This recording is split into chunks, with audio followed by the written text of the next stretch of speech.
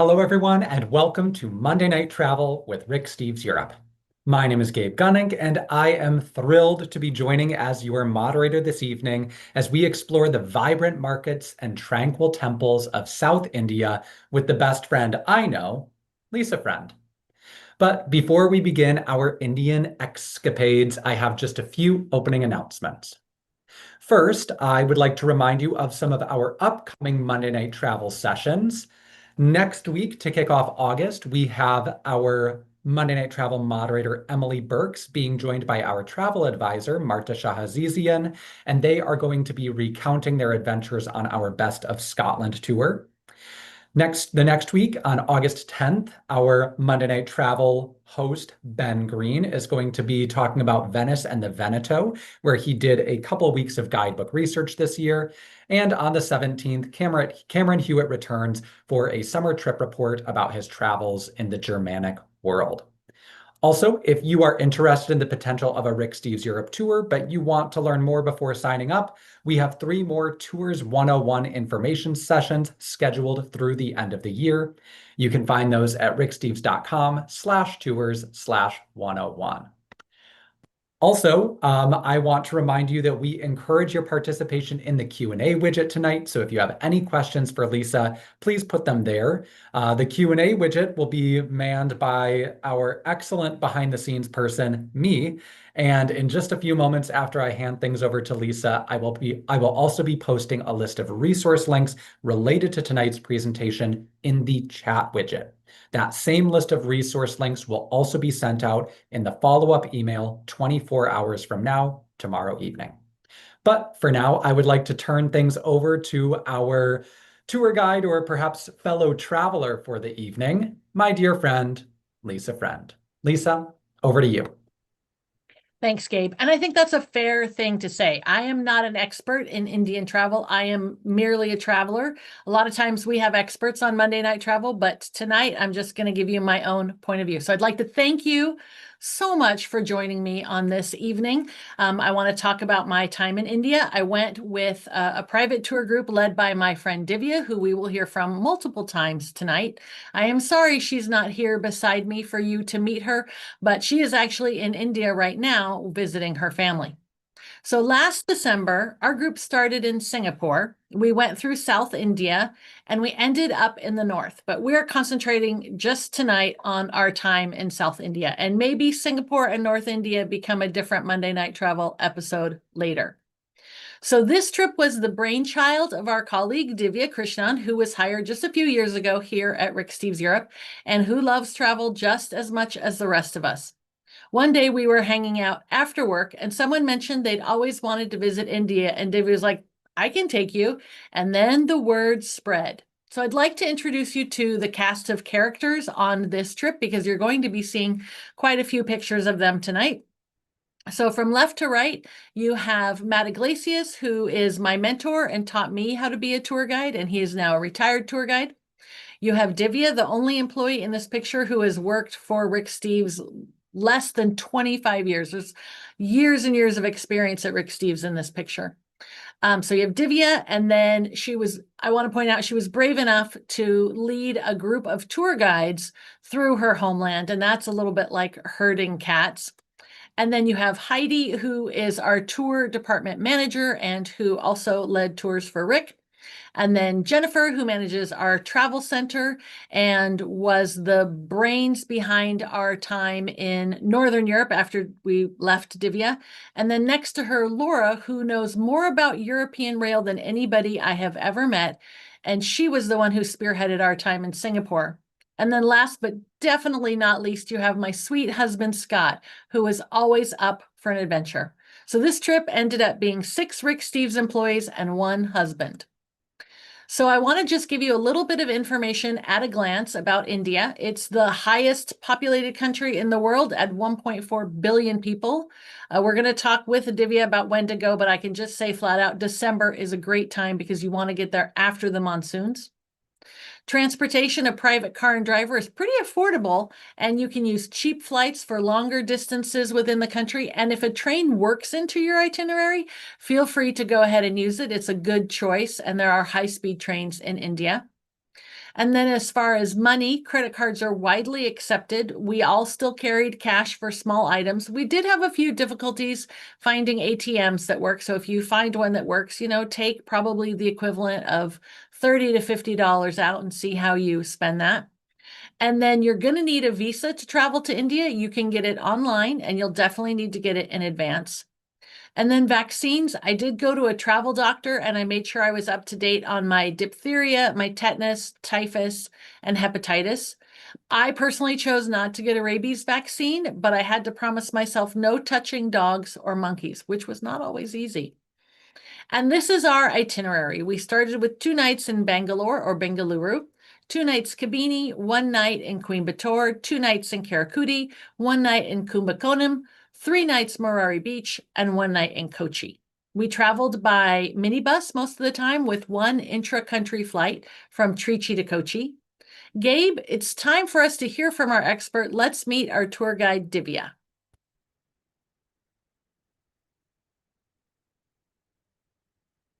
Thank you so much for being here with me today and with our audience. I know that when this is airing, you're going to be in India, and you offered to Zoom in at 6 a.m., but that seemed like a lot to ask. So thank you for doing this. Thank you, Lisa. Thank you so much.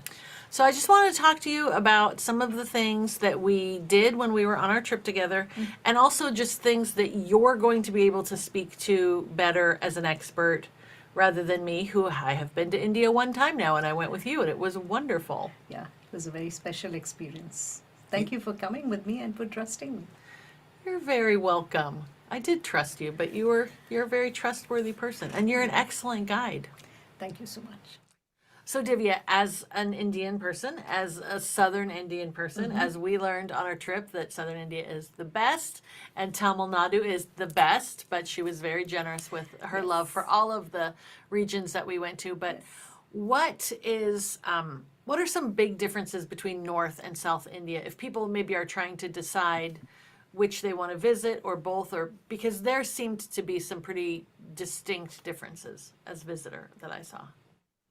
I think the North is just geographically very different from the South. I mean, in the North, we don't really have a coastline like we have in the South.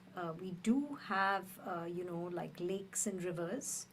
But in North India, for example, if you go to Agra, we have the Yamuna River.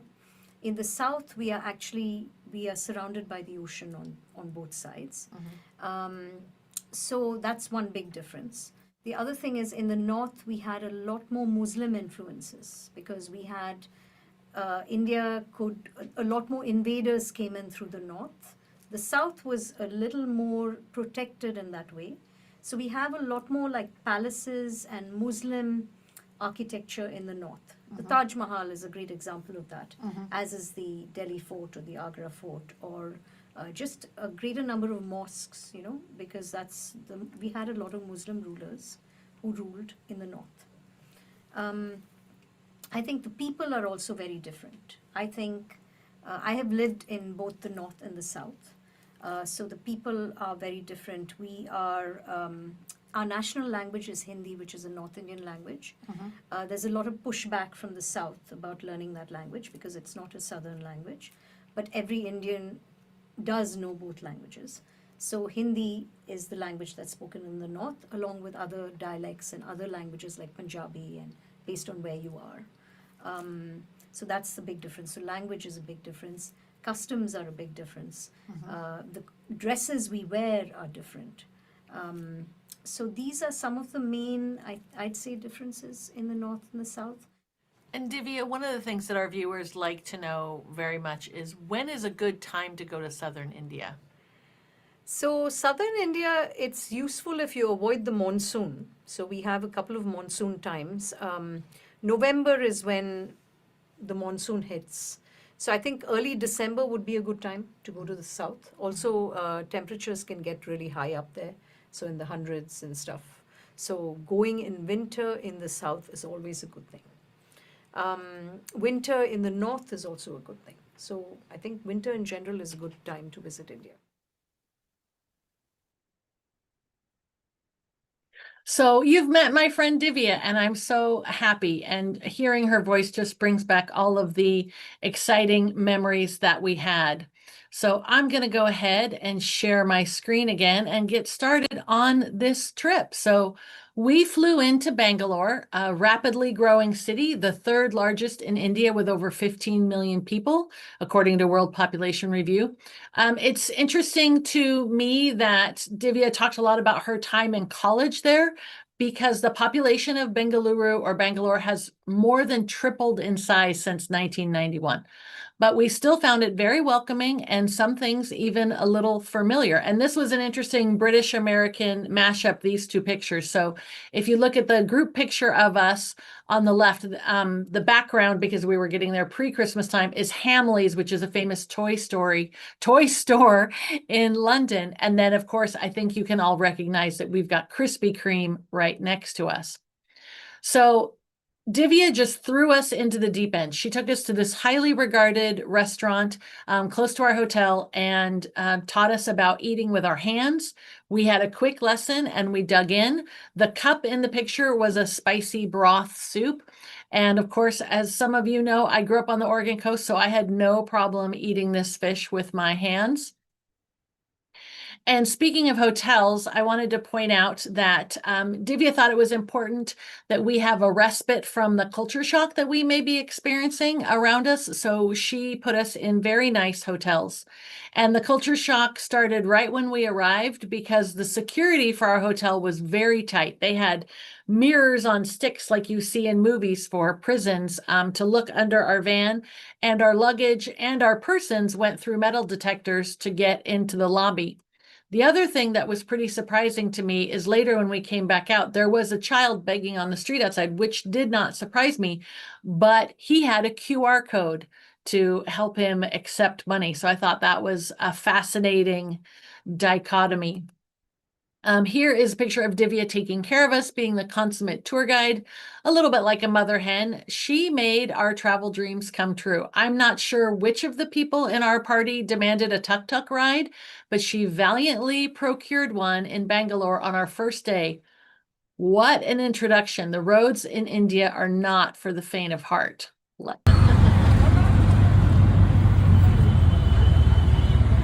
Our first day in India. Ooh, pretty. Oh, those are gorgeous. Ooh, what's he got?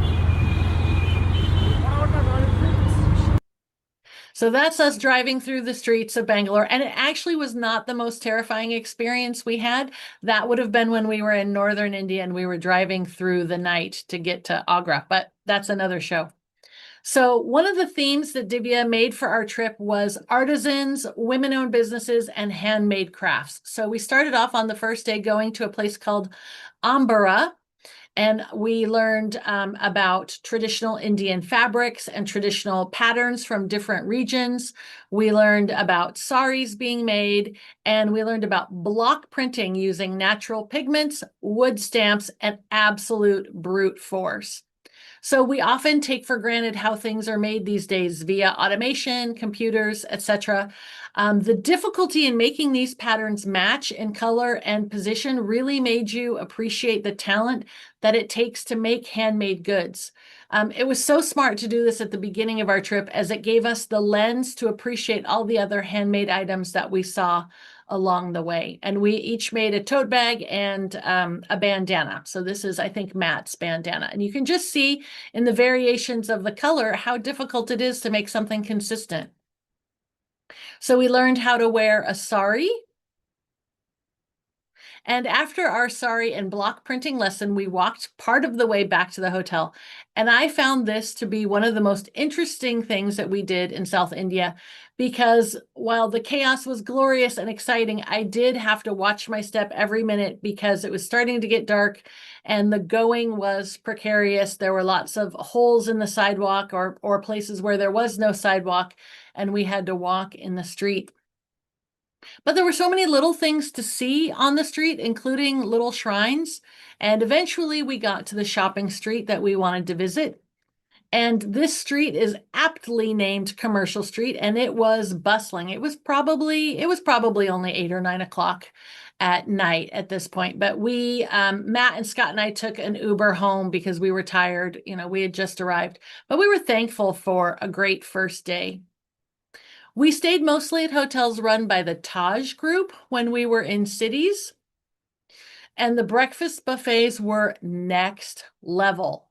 Just the other day, I was complaining about a lack of fresh squeezed watermelon juice in my mornings. That was one of the things that I enjoyed all the time. But you can see, you know, how many different kinds of eggs, all different kinds of food and fruit, and it was so delicious. And one of the things that my friend Heidi enjoyed the most was this pure honeycomb that you could choose to scoop it out, or you could just take the honey from the cup that was catching it underneath. And the next day was an adjustment for our schedule because there had been a tragic interaction between a tiger and some villagers that occurred where we were supposed to have our safari later in the trip.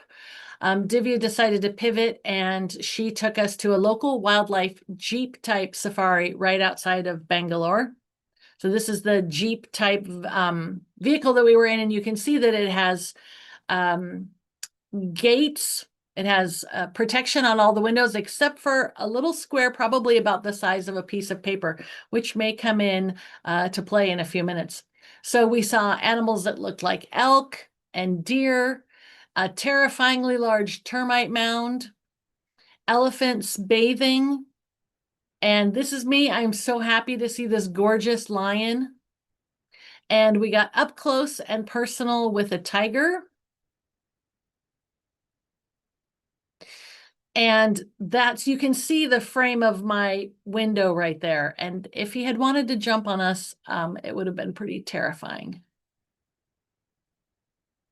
He's so gorgeous. And it's really a problem when wild animals and, you know, habitation collide. And that is what had happened in the villages in the national park.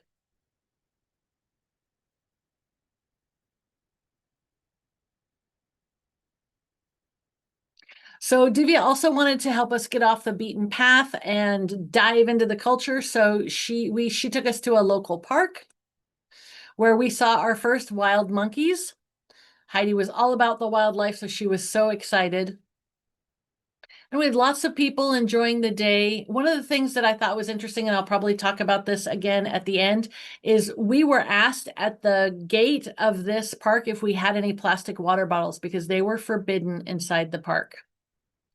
And we saw the first of many temples. This one is dedicated to the god Nandi, who is the mount of the god Shiva. And India was so great for connecting with local people. I was just asking my friend Jen earlier, like, what would you want everybody that I'm talking to know? And she said, well, a lot of people really tried to talk me out of going to India and said it would be scary. And she said, I didn't find it that way at all. And one of the things that we all appreciated so much is that there was no language barrier. Everybody spoke English. And here is our friend Matt, and he is taking Rick's advice that if you see a few guys on a bench, sit down and say hi. And that was one of the gifts that we could have without a language barrier. Again, since there was no language barrier, you can say yes when school kids ask you to do a TikTok dance in the park. As this was the home of Bollywood, I thought, why not give it a try? This is for you, Dennis. Oh my God. I am not a dancer. Oh, hello. Guys. They're giving me extra instruction. Getting serious, gotta take my sunglasses off.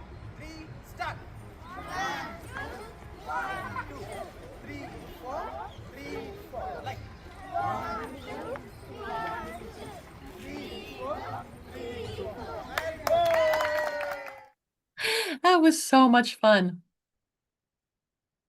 So from the park to a trip through a local night market. And one of the things that was interesting is Matt actually had a pair of Meta Google glasses or something, whatever they're called. I don't really understand, but it was great for taking videos through market. So I think he took this picture. And I wanted honestly to present the reality of what we saw in India. So if you were walking around, you would sometimes see a cow sitting in garbage, and there are cows in the road. There are cows everywhere, but they are considered sacred. And Divya told us that they are not ownerless. Every night, most of them make their way home. So they are cared for. And to cap off our last night, our last night in Bangalore, we ate at the we ate at the home-styled restaurant called the Bengaluru Uta Company. And it's run by a woman, very nice, very modern cuisine, but it was just delicious. And we were treated like family there. This is the husband of the owner, and he came out and explained every dish to us. And then it was time to hit the road. Here's us in our chariot. You can see it was very comfortable. And this is our itinerary. So we started off with 2 nights in Bangalore, 2 nights Kabini, 1 night in Coimbatore, 2 nights in Karaikudi, 1 night in Kumbakonam, 3 nights Marari Beach, 1 night in Kochi.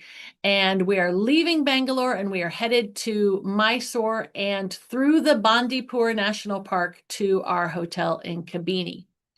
So I don't think any of us ever slept while we were driving. Everything we saw from our windows was exotic, fascinating, sometimes surprising. We visited the Mysorean ruler Tipu Sultan's summer palace, which was built at the end of the 18th century in just 10 years. It's famous for its Indo-Islamic architecture, which is not as common in the south of India as it is in the north, and its intricate teak pillars, arches, and balconies. I thought that the decoration was very intricate, and what I really enjoyed is it told stories of Tipu Sultan's history. So if you can see the picture on the left, that is a whole story of a battle. And I was so grateful that we had local guides who explained everything to us and pointed out little details, such as, I don't know if you can see my mouse, but down here, this is a poor man, but the enemy who had been decapitated. And our guide pointed that out. And I thought it was great to see that kind of detail, although not everyone wants to see a decapitated head in art. This was the kind of Indo-Islamic architecture I was talking about, and the columns that are famous, these beautiful geometric designs. And then we went, that was Tipu Sultan's summer palace, and then we went to the Mysore Palace, which is still the official residence of the Wadiwar dynasty, who ruled the kingdom of Mysore from roughly 1399 to 1950. And we were starting to get used to Indian culture, including taking your shoes off for almost everything, and not just temples, but including this palace. So this is actually a picture of the shoe check. Instead of a coat check, they had a shoe check area. And the palace was enormous and it was gorgeous. I was just in awe of almost everything. And it felt like acres and acres of columns in these 3 separate rooms that I'm showing you. Some amazing carving and craftsmanship, and even an elephant head from the 19th century to show you their skills in taxidermy. Now, the people in India were so friendly. Later, Divya is going to talk to you about why they're so friendly. And we also found out that Matt looked a little bit like a famous Indian movie star. So people even handed him their children for pictures. And if you can see the very edge of my face, Matt is laughing at me. The baby does not look happy. And I'm just like, give me the baby, Matt, give me the baby. But Gabe, I think this would be a good time for Divya to give us another lesson. So what would a visitor need to know as far as customs? So if they didn't want to make any big social gaffes, any mistakes, what should they know? So I think let's start with just the eating, because we're talking about food a lot.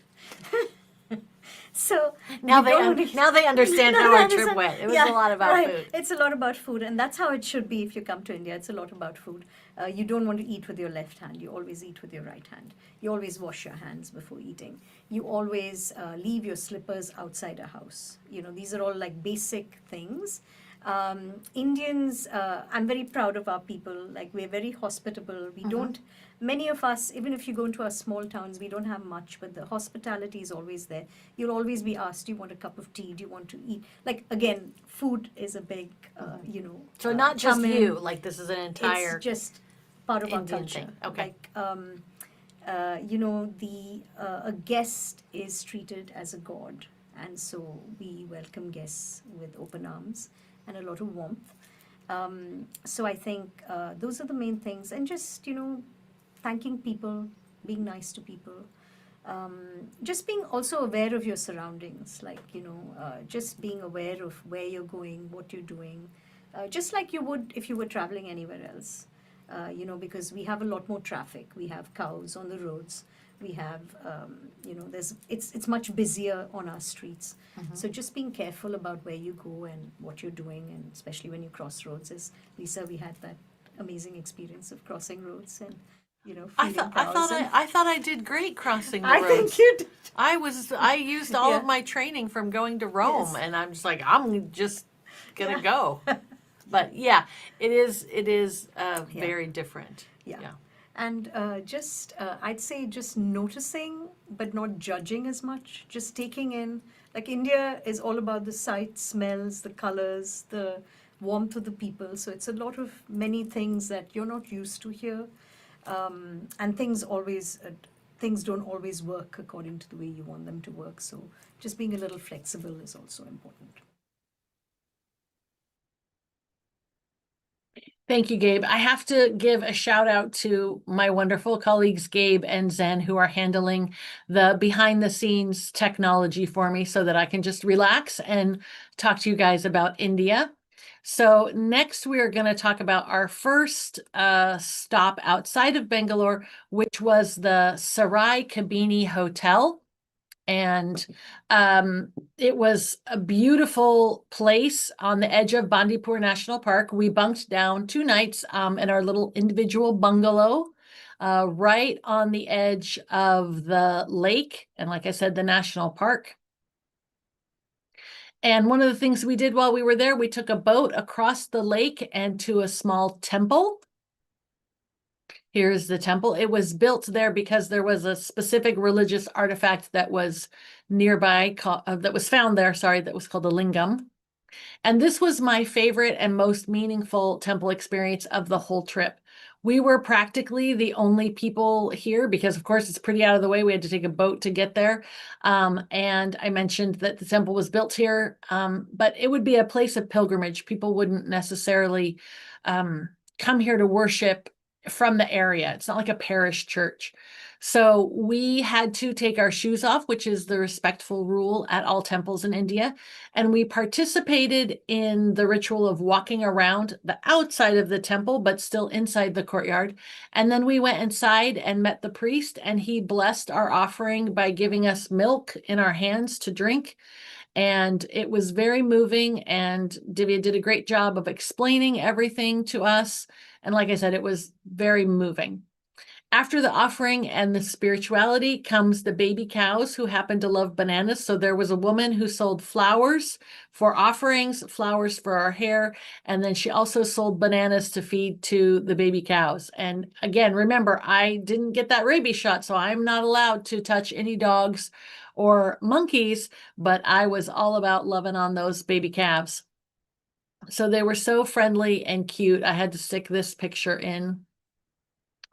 And after our busy morning, some of us enjoyed the pool at the resort, and some others took a traditional boat ride in a coracle. I don't know if we have anybody in the audience who used to watch The Amazing Race, but I remember when they went to India and rode in a coracle and just went around in circles and circles. So that's why Divya and Jen are being captained by a master rower.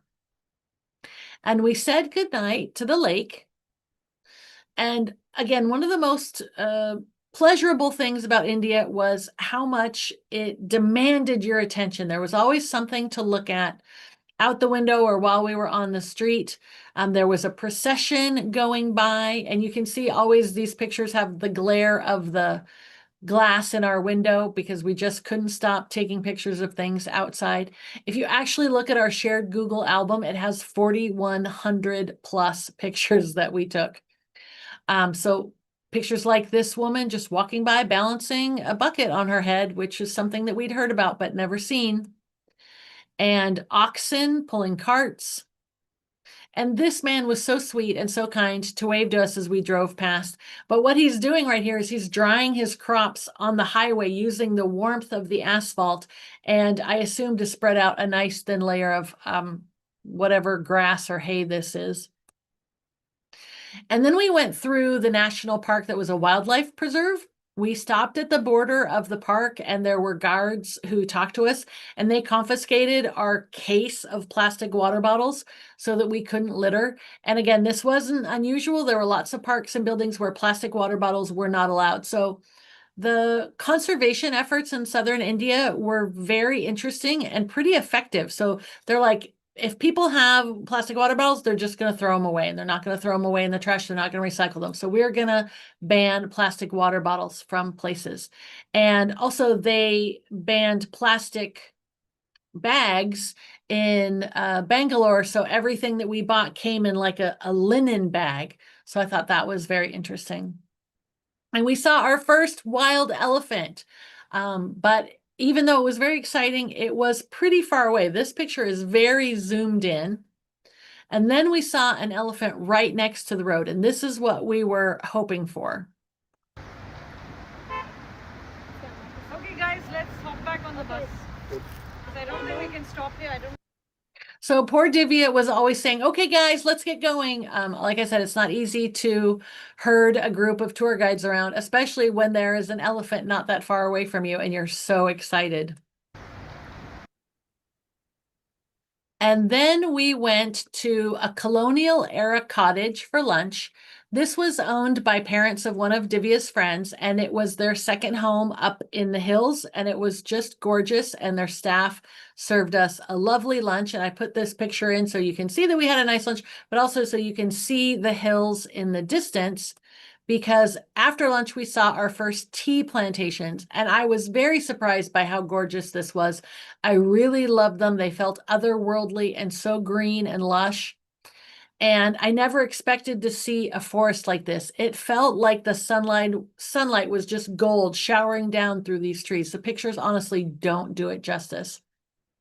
And we went to the Highfield Estate Tea Factory, which had one of the best factory tours I've ever been on, and I have been on quite a few, explaining the picking and the sorting and the drying of the tea leaves. It came with the ever-present monkeys on the tea factory roof.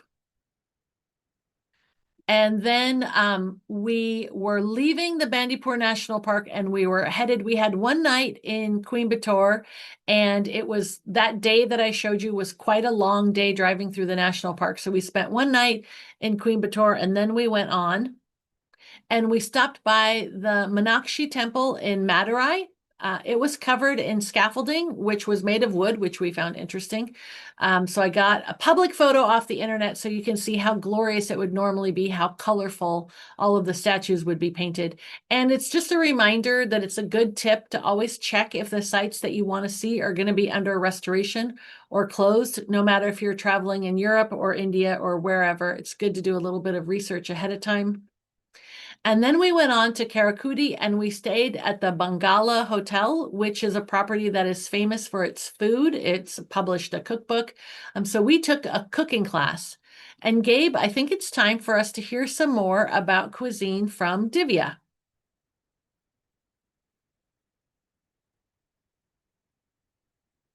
Speaking of cuisine, our trip was just South India. So can you I want you to talk about two things, if you don't mind. So Yes, I'm thankful that you're here.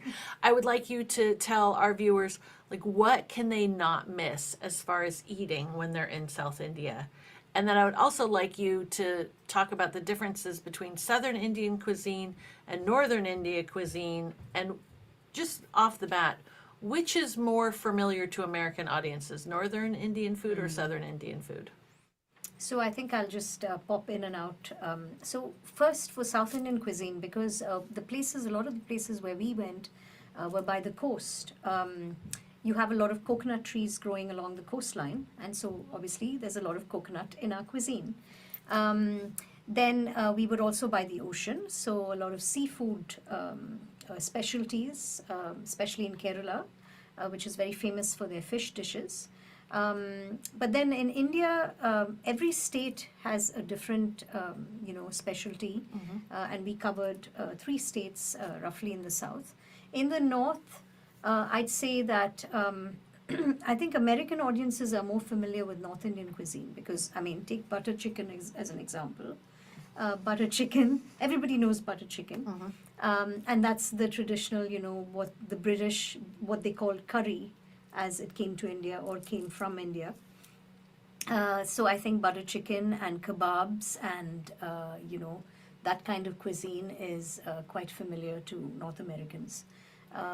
In the South, if you are in the South, you should not miss their coconut-based curries. They should not. We also do a lot of crepes called dosas, which are familiar as well, where we stuff little crepes, usually made out of rice or lentils with different stuffings. And so eating that, again, eating it with your hands is a great thing. And we went to 3 states, so every state has its own specialty, like Chettinad cuisine, where we went to Karaikudi. They have more spicy food there. And they also have a lot of meat in which they prepare especially. So it's just different in different states. Okay, so if I wanted you to drill down on like either one dish or one street treat or something, because you were feeding us all the time. Yes. So, like Tamil Nadu, what's the one thing you have to eat if you're in Tamil Nadu? So I'd say in Tamil Nadu, one of the things you must try is either idli or dosa. Idli or dosa? Okay. And if you are a non-vegetarian, because both those are vegetarian dishes, you must try the biryani. Okay, You know, biryani. which is either chicken or mutton. Ooh, Yeah. okay. And then if we look at Kerala, which is one of the states we visited, you must try their fish moili, which is their fish dish, or vanjaram fish, or a mutton dish if you are One, interested. Divya. Yes, one is really hard for an Indian. I know. I think Indians in general are foodies, so one is really hard, so 2 each. So basically in Karnataka, it would be the bisi bele bath. So that's a rice dish with a broth in it, but the taste is just amazing. Like there's nothing like it in any other part of India. Okay. So bisi bele bath. That actually brings me to things that I would want people to know about, and you were so good at teaching us about, is what can we eat and not eat if we're trying to avoid getting any kind of upset tummy? Yeah, so I think India, you must understand it's a tropical country. So anything you would not eat in a tropical country, you shouldn't be eating in India. For example, I, prevented Lisa and the rest of the group from eating salads. Waterborne diseases are a big thing. So you want to always have bottled water or boiled water. If you're entering a house and they're giving you a meal there, just make sure that the water is boiled before you drink it. So I think if you're okay not eating raw food, fruits are okay. Fruits with covers. Fruits like a that you banana peel. That you peel, yeah. Those are okay. So no raw salads. Try and avoid very spicy food when you just arrive because your system needs to get used to it. And so generally lean towards cooked food, boiled water. Those are the 2 most important things.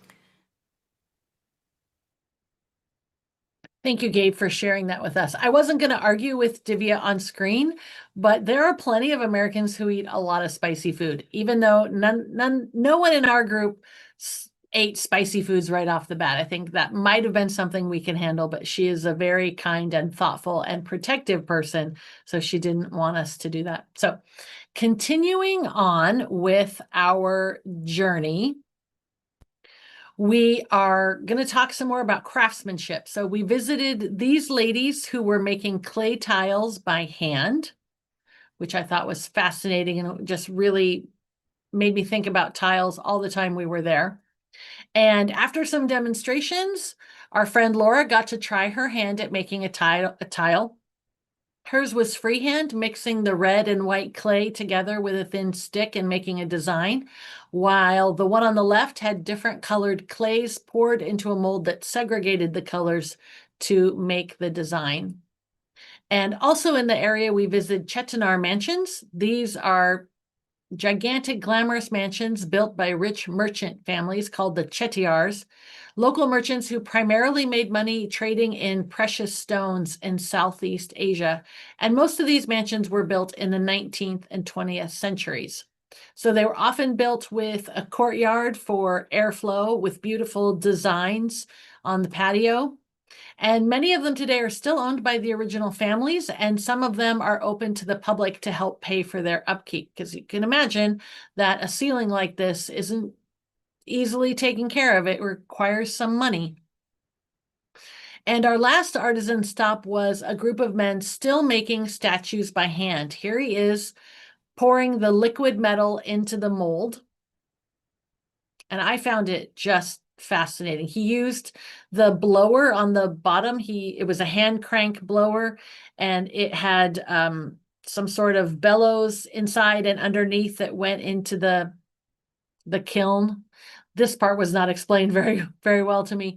But that's where they had the cup with the liquid metal. And then after he checked it a couple of times, it was liquid enough and he poured it into this mold. So it was fascinating, especially as somebody who goes to Europe a lot and sees statues that are done by pouring into a mold. I found this great to see a live action demonstration of it.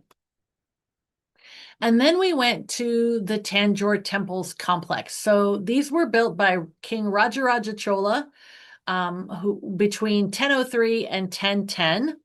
And King Rajaraja Chola was our favorite leader on this trip because we just like saying Rajaraja Chola. So it has now become a UNESCO World Heritage Site.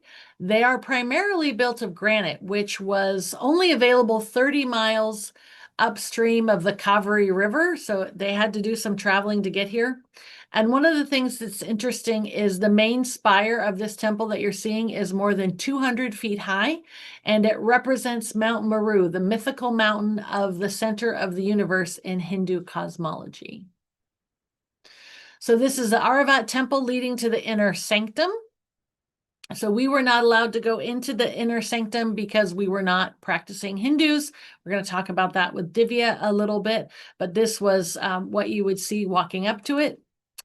And this part was fascinating to us because it was made to look like a chariot being pulled by horses. So you can see the horses at the bottom corner and the wheels. And Gabe, this would be an excellent time to hear from Divya about temples.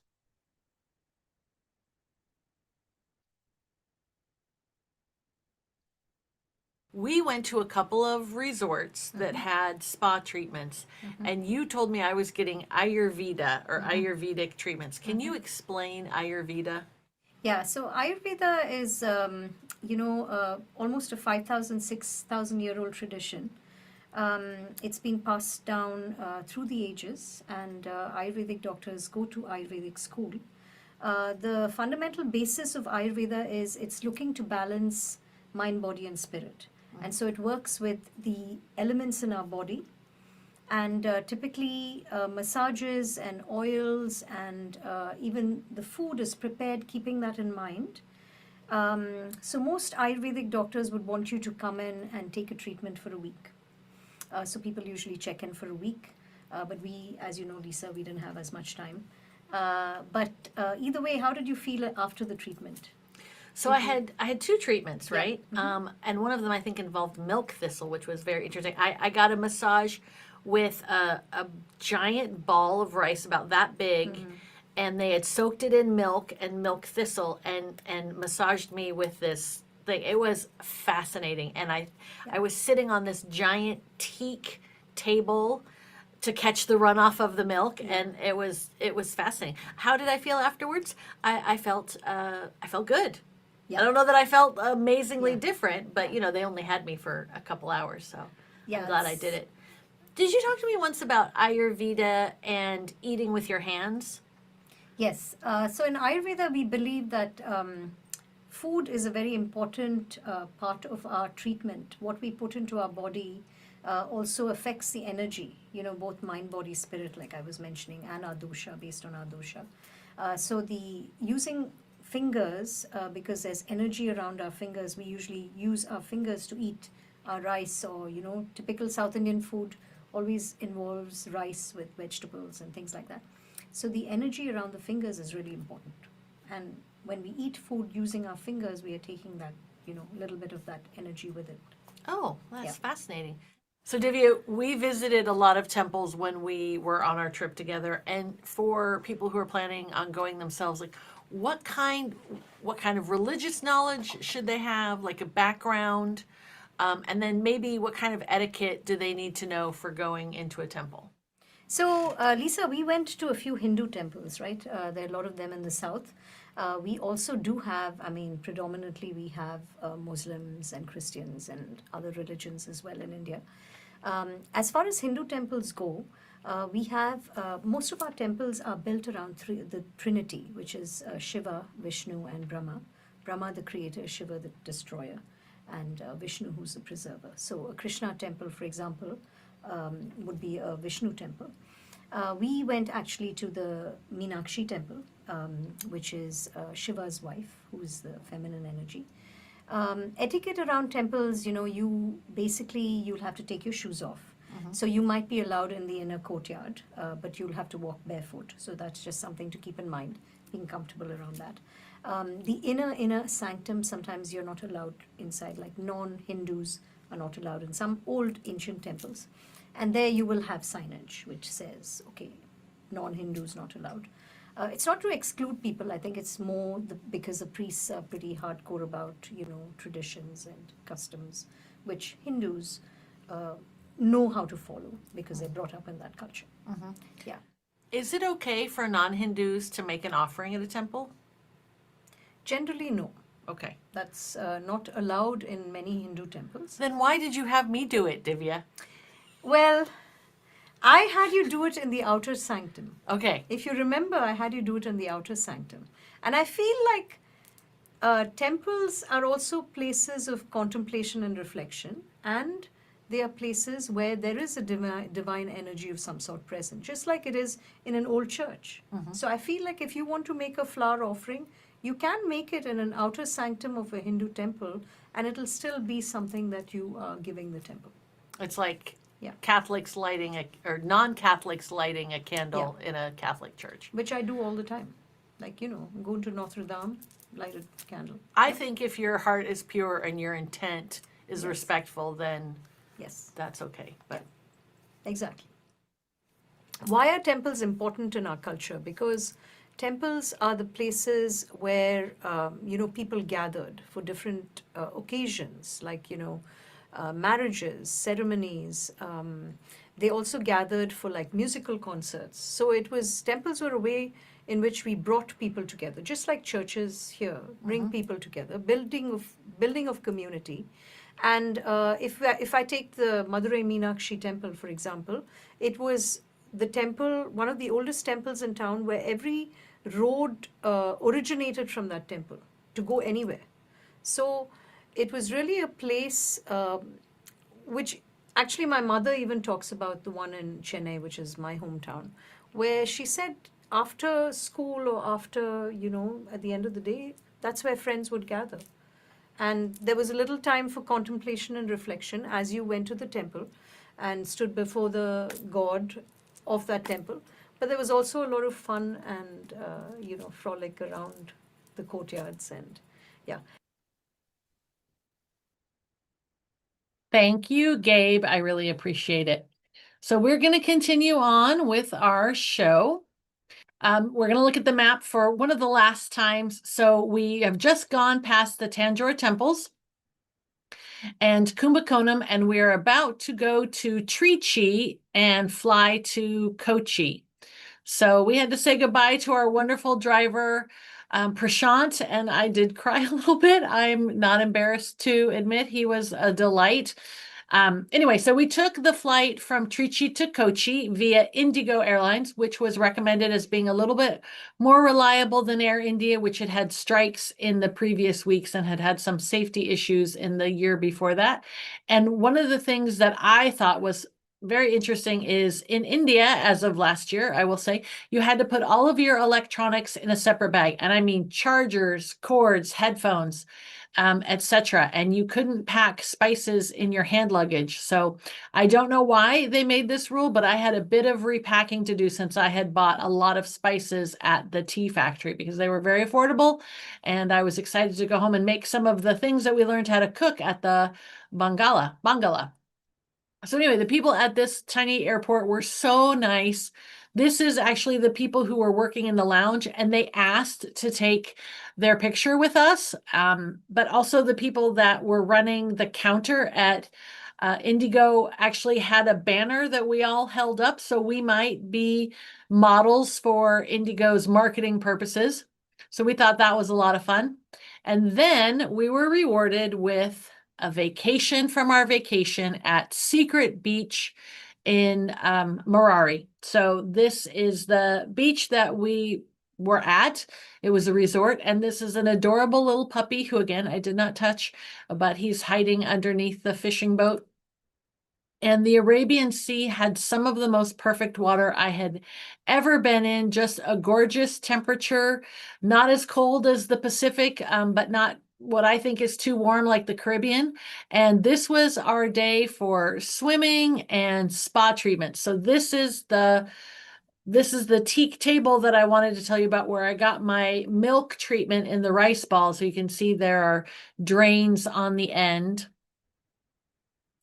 And actually, I will go back for 1 minute because this was an Ayurvedic treatment that Divya talked about, but also like I literally met with a doctor. They took my blood pressure, they took my temperature, they talked to me about my desires for outcome, all of this information before we even got to the table. So I thought that was very interesting. And while we were on the beach, we relaxed, we played dice, we had a few cold ones, but alcohol in South India is not very common. And sometimes bars don't have the right to sell it, so they need to be discreet. So they sold beer, but they had these fake soda pop covers to go on them. And they only had a few. So literally Matt and my husband Scott drank them dry, and they had to send somebody on a bicycle to go get more beer, but they only had 2 beers each. So that was very interesting. When we went to the north, there were a lot more places that sold liquor, a lot more cocktail bars, but in the south, we did not see that. And the next day was houseboat day. So this is the houseboat that we spent the day on. It was quite large. We cruised along the backwaters of Kerala.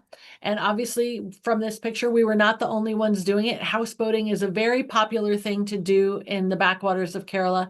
And Divya said she did this with her family once for 3 nights and really enjoyed it.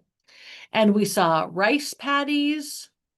And the boat was very large and the water was very smooth. So it was smooth enough for us to do yoga on deck. And they let our friend Matt captain for a while. He is definitely an experienced mariner. So the crew just like relaxed after a while. They kind of tested him out and they're like, oh, okay, this guy knows what he's doing. So they made some phone calls, and one of them actually went in the back and just didn't even need to be there for a while. So that was a lot of fun for Matt and for all of us. And we stopped by a floating market to buy extra provisions for lunch. So some of us had some coconut water, and we got these giant shrimp, and which we had on board with our lunch. So you can see the shrimp are on the left-hand side. They've been sort of battered and fried. And then all of the rest of the food that they were planning on giving us is on the right-hand side. And after lunch, we hopped into smaller boats for exploring the canal. So we had to split up into 2 groups. So our boat would only hold just us 4 plus the captain.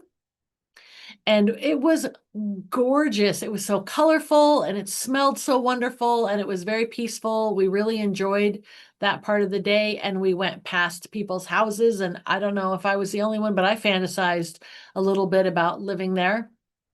And we went past people fishing. And of course, we went past some other tourists visiting the canals as well.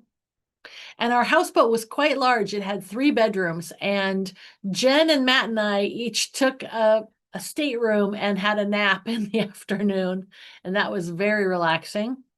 And then we went back home to our secret beach for sunset. And I call it Secret Beach because that's actually what it was called. And it was just lovely. And then our last stop on this tour was Kochi, or Fort Kochi, where we did a walking tour around the neighborhoods. And we visited the oldest European church in India. This is where the Portuguese explorer Vasco da Gama, and Vasco da Gama was the one who discovered the sea route from Europe to India. He was buried in this church for 14 years before his body was repatriated back to Lisbon.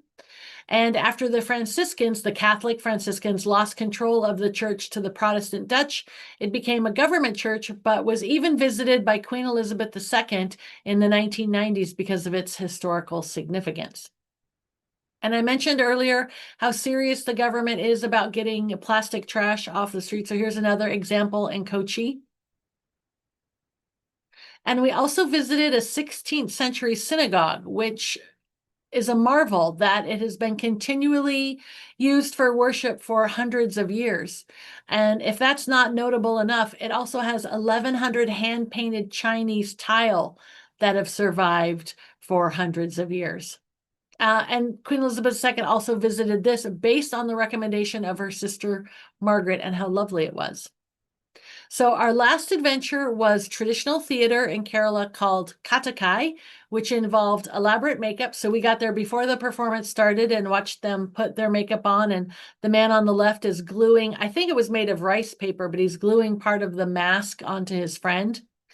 And the actors don't speak, they communicate through gestures and these amazing eye movements. I really wish I had a video of this. If you look at the man with his eyes open, he would do these, frankly, insane things, opening his eyes up really wide and moving them left to right, which I thought was wonderful. And the stories are written out in the program that they give you, and they're broadly themed enough that you can understand most of what's going on. It was a very interesting 90 minutes, and I would recommend it to anyone who's visiting Kochi. And we do have a small video.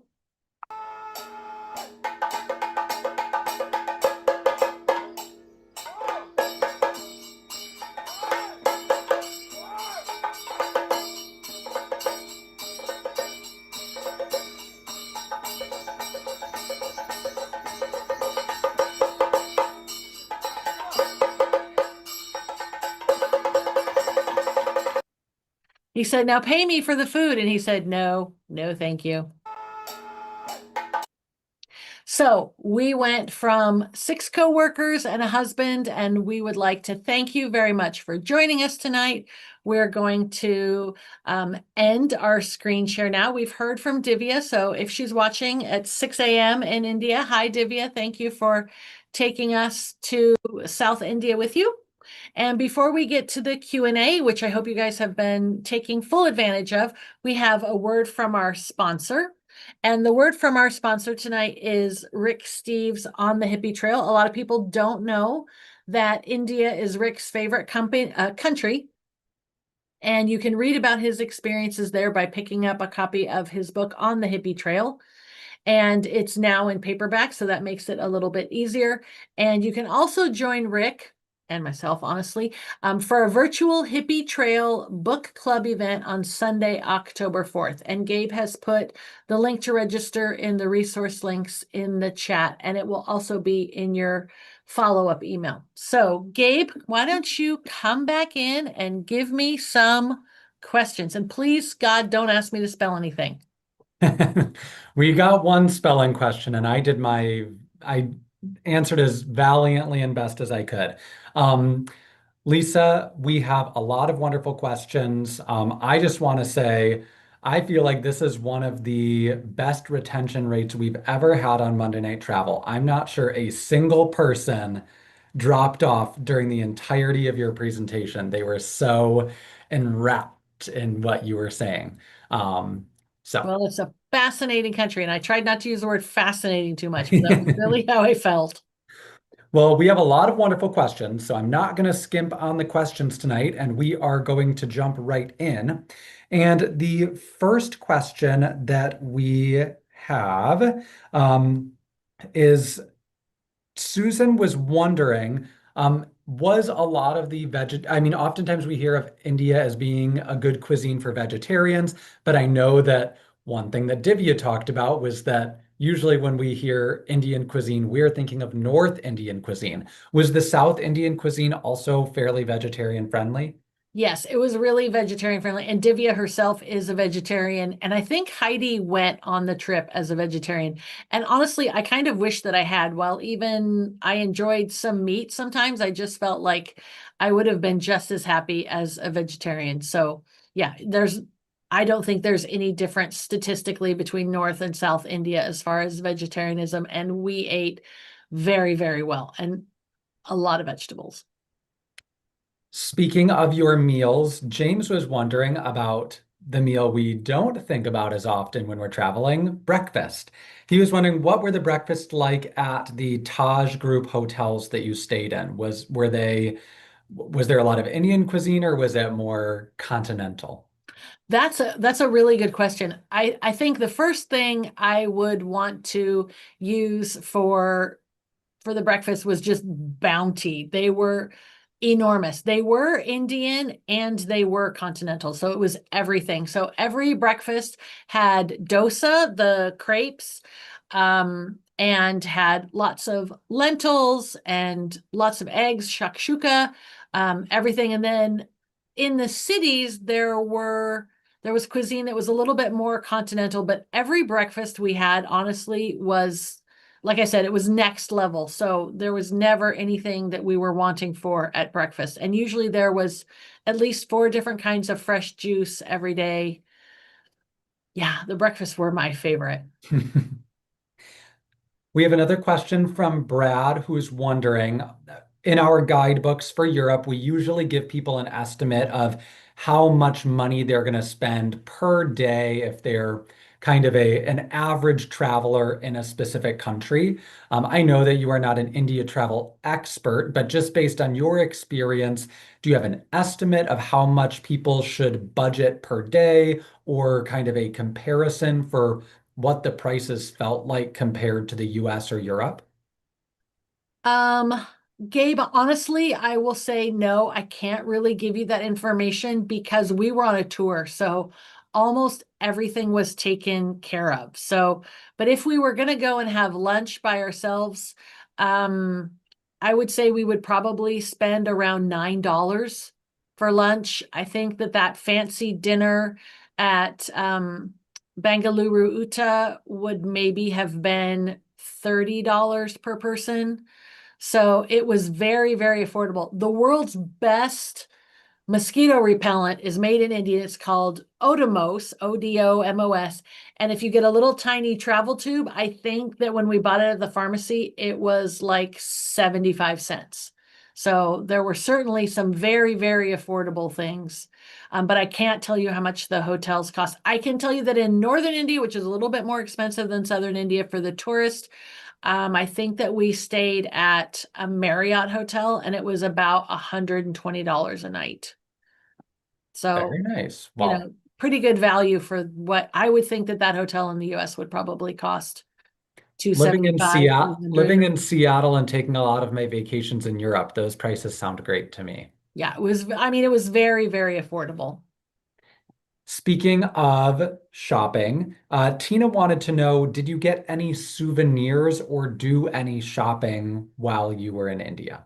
Oh, Tina, thank you so much for asking. I am bedecked in my souvenirs. So we went to a place that did wood carving and we got these bracelets. And then this is one of my most favorite possessions or souvenirs. This is actually, I don't know if everybody has seen me do this before, but I'm nearsighted. And so I wear contacts, but I'm at an age where I need reading glasses. So these are my readers that I take on tour with me, and they just fold up. But I went and gave an offering at one of the Tanjore temples in the outer sanctum, and I took the flower that he gave me and I pressed it in this, and I wore it every day for the rest of the trip. And almost all of the Indian women that I saw commented on it, even at the security check at the airport where they pull women, like women and men go in a different separate lines. And when you go and talk to the woman, you actually go in a tented off area so there's nobody looking. And I mean, maybe she did a pat down, I don't remember, but she even commented on this. So we have that. And then I stole some of the souvenirs from my coworkers and put them behind us. So I don't know if it's easy to see, but there is a magnet that is the banana leaf that we ate off of at a lot of places. So there's a magnet there. And then we have Jen's, these are hanging wood carved elephants that I stole from her office. And then we have a little, this is so much fun to do over my head. This is a little tuk-tuk that we bought and brought home. And then there's an Indian elephant next to it. So yes, Tina, we did a fair amount of shopping. It wasn't like it when I went to Turkey and actually brought an extra suitcase for all of the towels I was going to buy. But I could have. Besides that, I bought a coverlet for my bed. And I actually gave some fabric to Divya's friend that she took to Divya's tailor in Chennai. And for about $20, she made me a 3-piece outfit that I should have been wearing today, but I wore this because this was the shirt that I wore on the trip, and it's very sunny, and it's Divya's favorite color, so I wore it.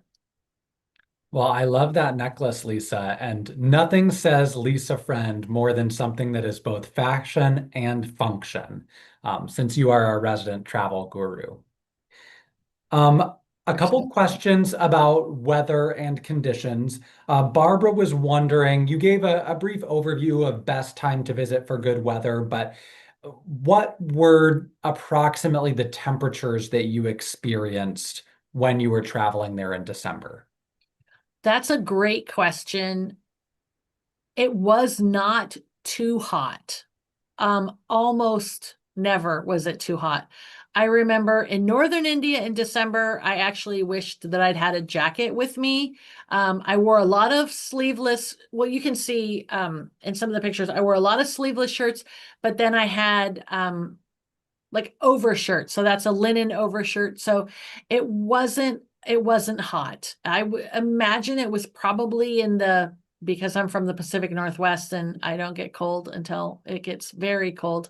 I would say that the temperature was probably in the upper 60s, low 70s most of the time during the day. And when we were at the beach, it was warm enough to be in a swimsuit on the beach. So it was probably 80 that day, but most of the time, upper 60s, low 70s. And Lisa, Deborah was wondering, sometimes at certain places in India, we hear about some significant air pollution. Was that something that you experienced in any of the places you went? It was something that we experienced when we were in northern India. I would say when we landed in Bangalore, it was a little hazy. It didn't look very attractive from the airplane, I remember. But where we were, like in the city, I didn't sense any air pollution other than just sort of maybe normal, what we're all used to living with if we live in a city. But when we were in northern India, Divya had warned us to bring our masks, and we got off the airplane and we put our masks on, and they were dark by the end of the day. So yeah, the air pollution in northern India was pretty intense. Couple more health-related questions. Number one, Tina was wondering, how accessible are public toilets in India? And are there any things that travelers should be prepared for with them? Thank you, Tina. You definitely want to be prepared that you might have some tummy trouble during your trip. My husband and I took probiotics every single day, and we were fine the entire time we were with Divya. I didn't get sick until the very last day in Delhi. That was not a fun flight from Delhi to Singapore. But other than that, we were fine. All of us brought anti-diarrheal meds with us, but I don't think any of us had to use them until the very end, because right before I got sick, Matt got sick the day we went to the Taj Mahal. But obviously Divya took such good care of us that we didn't have any problems when we were with her. So I will say that's up to her. As far as public toilets go, we really didn't have any trouble finding them. You know, it was very easy to nip into a cafe and have a cup of chai or something if you needed to use a bathroom. We were prepared for squat toilets and we ran into those. I probably ran into about 4 of them during the whole 2-week trip. So they weren't, but when we went into a lot of bathrooms, there were signs that were like Western toilets, squat toilets. And there were a few that I was just as happy to go into the squat toilet area because I wasn't going to sit down anyway. And that might be far more information than any of you needed. But I'm here to give you the real scoop. We love that. You never mince words, Lisa. Raina was also wondering if you are comfortable sharing why you decided against the rabies vaccine. I decided against the rabies vaccine because it seemed like a pretty low probability of me being in a situation where I would contract rabies, and I was frightened of the shots. So that's the honest truth. I know how much you love dogs, though, Lisa. It must have been rough. All You're right, Lisa, we have time for one last question. This one comes from Barbara, and Barbara wants to know if you could go back to India, what would you most want to do? Whether it's a new place you would want to visit or one of the places you already went that you would want to revisit. How would you spend your return trip? That is a great question. I definitely would like to go back to that beach sometime in my life. I was surprised by how much I loved it. I would like to go to Chennai, where Divya is from. That was a city that we didn't make it to, but I would be very interested in visiting. And I would like to go see some of the geographical nature. I don't think that's the right word I'm looking for some of the natural wonders in the north, like the Himalayas and the deserts. I think would also be interesting. So those would be the places I would want to visit on a return trip to India. Well, Lisa, having spent this evening behind the scenes in the Q&A, I can tell you that you will have several hundred very eager travelers that would want to hear another trip report about those travels should they ever come to fruition. But thank you, Lisa, so much for sharing your travel experiences with us. And thank you all for joining us. And we can't wait until next week when we are going to be joined by Emily and Marta, and they are going to take us back to Europe for a presentation on the best of Scotland. Lisa, how can we say goodbye? How would we say goodbye if we were in India? That's an excellent question. And I remind you that I'm not an expert, but we did say namaste a lot, which is saluting from me to you. And I want to thank everybody who had us into your homes this evening. We really appreciate your trust in us and your interest in our travels. All right. Good night and namaste.